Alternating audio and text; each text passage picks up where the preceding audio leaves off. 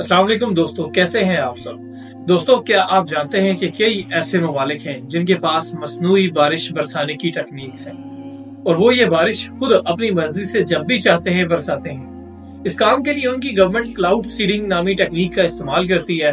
Cloud seeding एक ऐसी technique है जिसको इस्तेमाल करके दुनिया के किसी भी हिस्से में बारिश बरसाई जा सकती है। अब मैं आपको बताता हूँ कि ये टेक्नोलॉजी काम कैसे करती है, कैसे इंसान के पास ये पावर आ गई कि वो कहीं भी किसी भी वक्त बारिश बरसा सकता है। दोस्तों, ये जानने के लिए जरूरी है कि पहले हम ये जानें कि बारिश होती कैसे है। बारिश होने के लिए सबसे अहम चीज सूरज है। जब सूरज समंदर की सतह को गर्म करता है तो पानी एवोपरेट होता है और गैस बनकर आसमान में चला जाता है। फिर आसमान में जाते ही गैस ठंडी हो जाती है और वापस पानी बन जाती है। पानी के छोटे छोटे ड्रॉपलेट्स बादल की शक्ल बना लेते हैं, लेकिन इस बादल में ये छोटे छोटे ड्रॉपलेट्स आपस में एक दूसरे से जुड़े नहीं होते, क्योंकि ये ड्रॉपलेट्स पानी की प्योरेस्ट फॉर्म में होते हैं, यानी इनमें किसी किस्म के भी पार्टिकल्स नहीं होते। लेकिन इन ड्रॉपलेट्स का सामना जब मिट्टी के जर्रात या फिर धुएं के पार्टिकल्स के साथ होता है तो ये एक दूसरे से मिलकर बड़े ड्रॉपलेट्स बन जाते हैं और अर्थ की ग्रेविटी की वजह से जमीन पर गिरना शुरू कर देते हैं, जिसको हम बारिश कहते हैं। अब ये तो था बारिश का बेसिक फंक्शन, लेकिन क्लाउड सीडिंग से बारिश कैसे मुमकिन बनाई जाती है। क्लाउड सीडिंग टेक्नोलॉजी पहली बार 1946 में अमेरिका के साइंसदान विंसेंट शेफर ने डेवलप की थी, जिसमें सिल्वर आयोडाइड नामी एक कंपाउंड को आसमान में बादलों के ऊपर स्प्रे किया जाता है, जो बादलों में ही मौजूद छोटे छोटे ड्रॉपलेट्स को एक दूसरे से मिलने पर मजबूर कर देते हैं। आखिरकार ये ड्रॉपलेट्स इतने भारी हो जाते हैं कि वो बारिश बनकर जमीन की तरफ गिरना शुरू हो जाते हैं। लेकिन इस बारिश को सिर्फ रेन नहीं बल्कि हम आर्टिफिशियल रेन कहते हैं। अब 1967 में यूएस और वियतनाम की जंग के दौरान अमेरिका ने वियतनाम को क्लाउड सीडिंग के जरिए शिकस्त दी। लेकिन अब सवाल ये है कि आखिर कैसे अमेरिका ने इस टेक्नोलॉजी के जरिए वियतनाम की फौज को कमजोर कर दिया। अब हुआ कुछ यूं था कि 5 साल चलने वाली इस जंग के दौरान हर साल मानसून के मौसम में अमेरिका अपने C-130 हरक्यूल्स इस्तेमाल करके वियतनाम के बॉर्डर्स पर बादलों के ऊपर चिपके से क्लाउड सीडिंग करता था।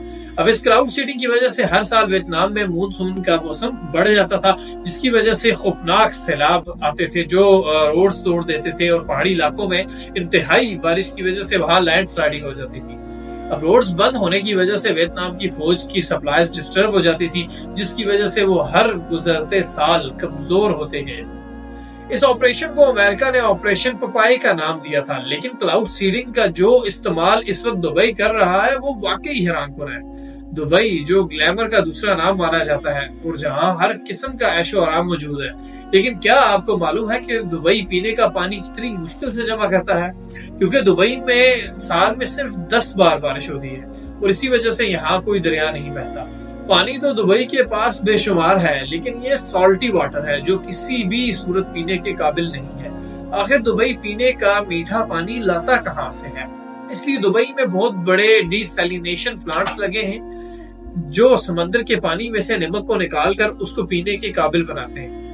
लेकिन ये सब इतना आसान भी नहीं है। दिन रात चलने वाले ये प्लांट्स रोजाना लाखों नहीं बल्कि करोड़ों लीटर पानी फिल्टर करते हैं, लेकिन साथ साथ बेशुमार बिजली भी कंज्यूम करते हैं, जिसकी वजह से 1000 लीटर पानी फिल्टर करने की कॉस्ट दुबई को 4500 रुपए पड़ती है। अब इस खर्चे से बचने के लिए दुबई पीने का पानी भी क्लाउड सीडिंग के जरिए इकट्ठा करता है। दुबई में पहाड़ों के वसत में एक डैम बनाया गया है जो कि बहुत ही ऊंचा है।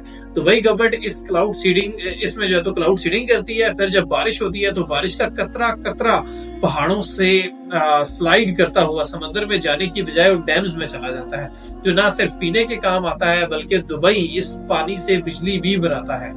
यहाँ फिल्टर प्लांट्स में 1000 लीटर पानी फिल्टर करने का खर्च 4500 रुपए है और वही क्लाउड सीडिंग से ये काम सिर्फ और सिर्फ 75 रुपए में कर लेते हैं। ज़ाहिर ये एक बहुत सस्ता पड़ता था दुबई को उस दूसरे काम की बनिस्बत। दोस्तों, इस तरह की और वीडियोस भी देखने के लिए आप मेरे चैनल को सब्सक्राइब करें, इसको शेयर करें ताकि अगली आने वाली वीडियोस आप तक पहुंचती रहें। शुक्रिया।